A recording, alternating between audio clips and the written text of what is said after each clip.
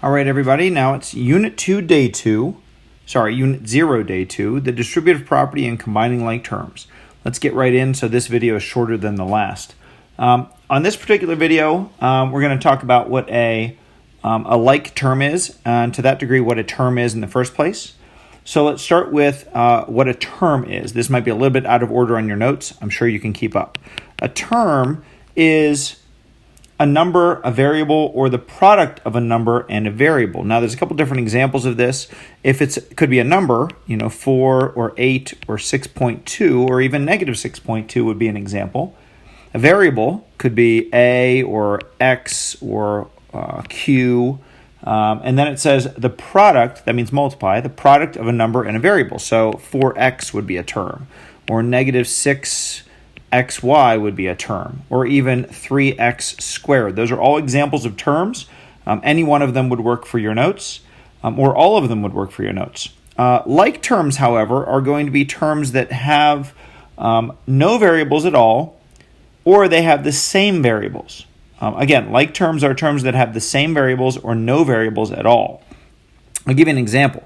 This term right here, the term x, and this term right here, the term 4x, those would be considered like terms because they both have the same variable component.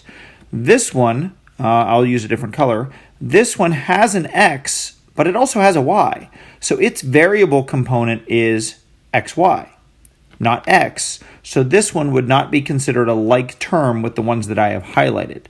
If you happen to notice, there's another highlighted option that we can use here.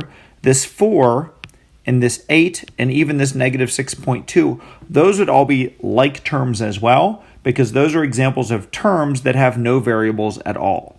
So what you're always looking for in like terms are terms that have either no variables or the same variable combinations. Now, to combine like terms, you add or subtract the coefficient of the like terms. That word is coefficient.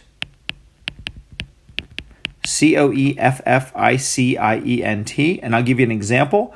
If I have 3x and 2x, I take the coefficient of the first one. The coefficient is the number, sorry, I'm using the same color highlighter, not on purpose.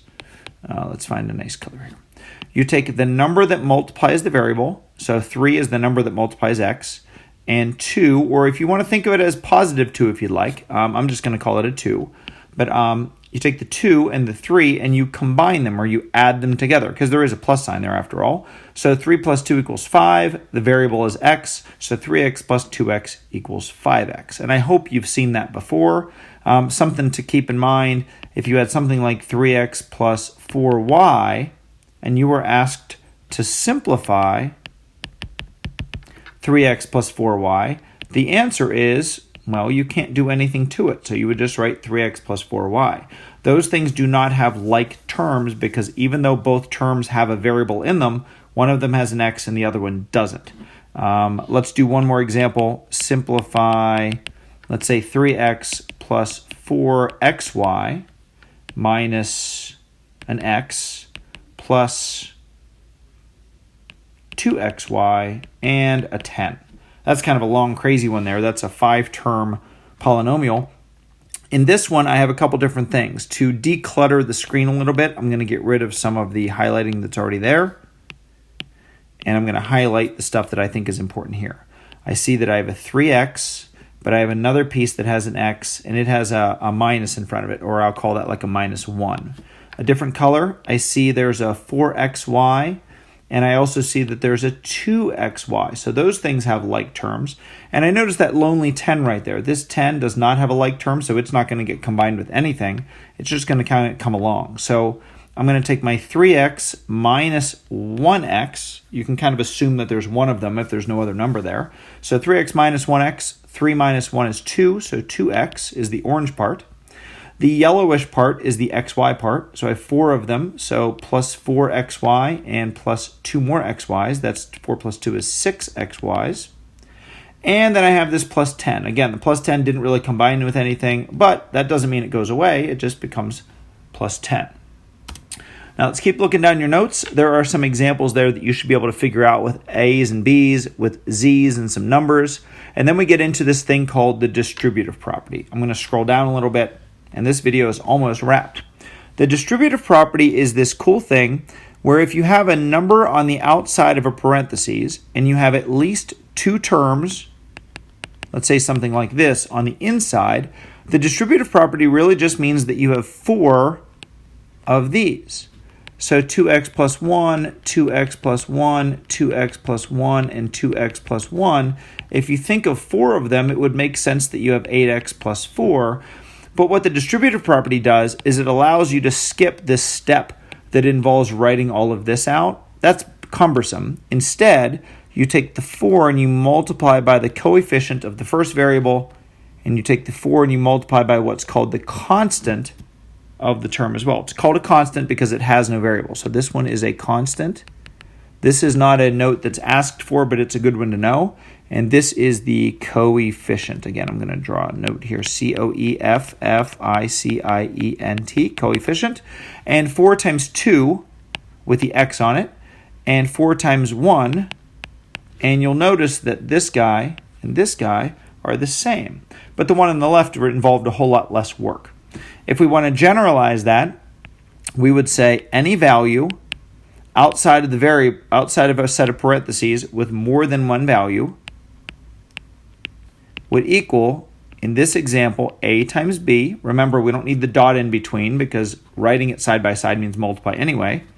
And then plus a times c.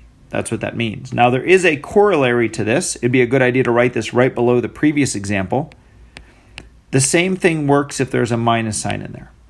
It would be a times b minus a times c. You can probably imagine that. And that right there is the distributive property. Now, I know in your guided notes, you'll see a couple that apply, like number 5, but you're going to see questions like number 3 and 4 that don't look like they apply at all. Here's how we can use the distributive property to multiply difficult problems. Let's imagine I have a problem like 6 times 110, for example. What I'm going to do is I'm going to take that 110, the number on the inside, and I'm going to make it into two numbers that are easy to work with. In this example, 110. And the reason why I'm choosing that is because I can multiply 6 times 100 without a calculator, and I can multiply 6 times 10 without a calculator, and I can add them without a calculator, which means I can do 6 times 110 without a calculator. The same thing will work if you get a number that's on the high end, let's say 6 times 199, for example.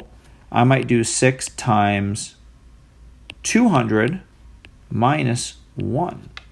That's the same as 199, so watch what I'm going to do. 6 times 200 is 12 with 2 zeros, and 6 times minus 1 is minus 6, and I can subtract that in my head and get 1194. So now I can do some multiplication problems that look kind of scary, but I don't need a calculator for them. The final piece is this special case.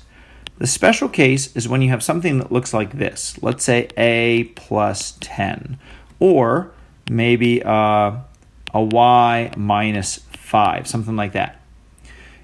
Now, you might recall that if I scroll back up here to this example, remember this one that I wrote in there? I didn't really explain it very much, but I said that any term that doesn't have a number, you can use the number 1.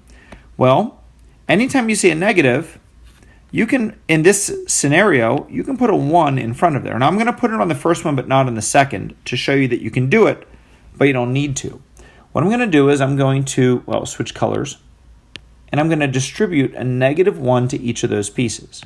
Now, negative 1 times a and negative 1 times 10. That's what I'm doing when I do those two arrows. Here's the negative 1 times a, here's the negative 1 times 10.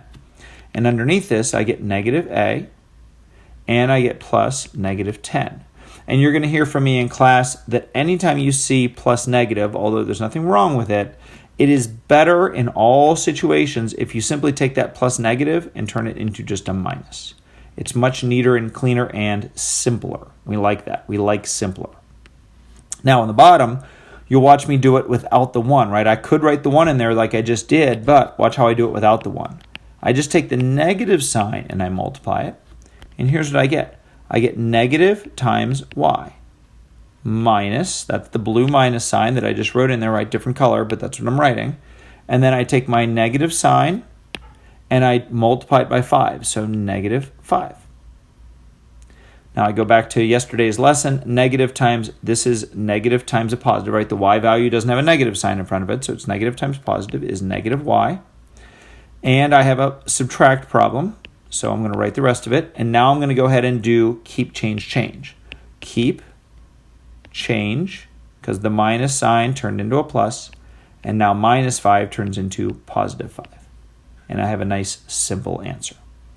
So these notes, of course, you can watch the video as many times as you want, or pause or go back. This should give you everything you need to know about combining like terms and the distributive property.